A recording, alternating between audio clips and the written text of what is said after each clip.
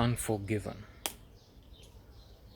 Spectacular, miraculous, one of the best movies ever made, one of the best 50.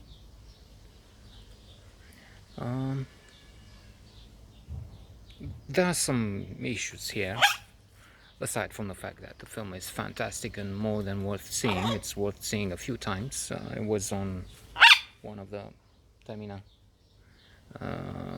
television channels last night, Film Cafe, and it was the third, fourth time I've seen it. So aside from that, I mean, fabulous, glorious movie.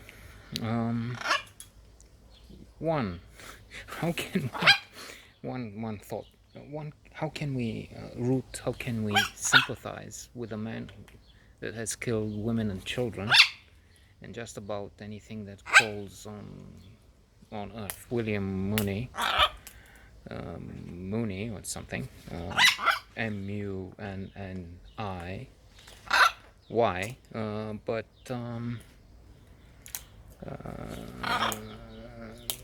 there is an answer there. I mean, it's a question, but there is an answer there.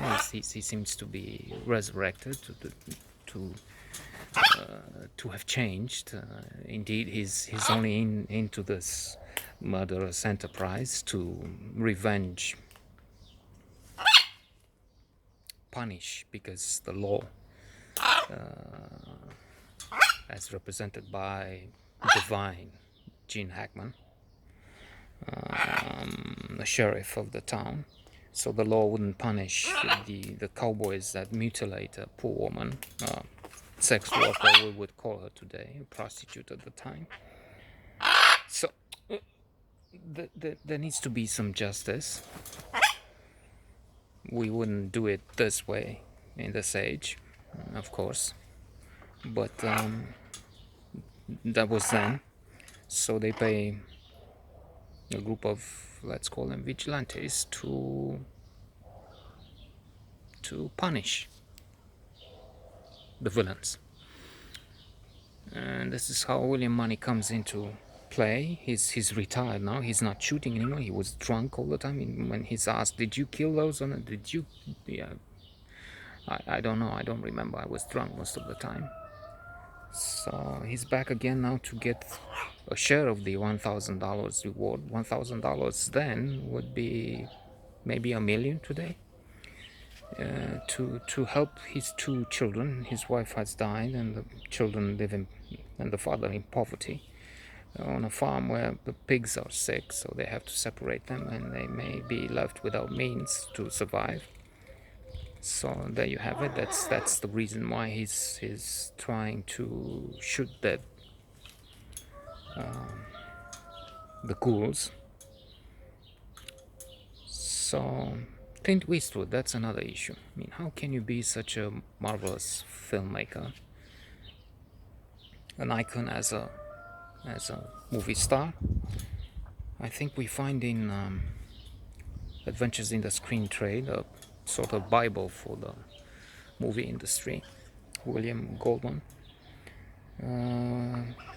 I mean, I'm sure that we find, I know we find some information on this and anything else about the movie industry, but I'm thinking of the analysis the brilliant author makes on Eastwood and some others, their presence in the most popular movie stars, and how well he withstands the passing of time.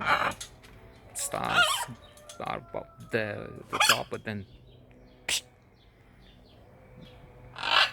they move out, not quickly, but many of them are not there anymore in just a few years. Whereas Eastwood has been among the top 10 for, I don't know, 40 years or so. John Wayne was most popular for a long time, but Clint Eastwood, now there's The Rock. I just saw a headline yesterday, The Rock as the most valuable star of Instagram. and then the highest paid actor in 4 years ago, maybe last year too. I mean, I don't know, but that's, he's not an actor to me. It's, yes, great body, but let's return to Unforgiven. And so Eastwood, a god, a titan of cinema. But there is also the problem of his political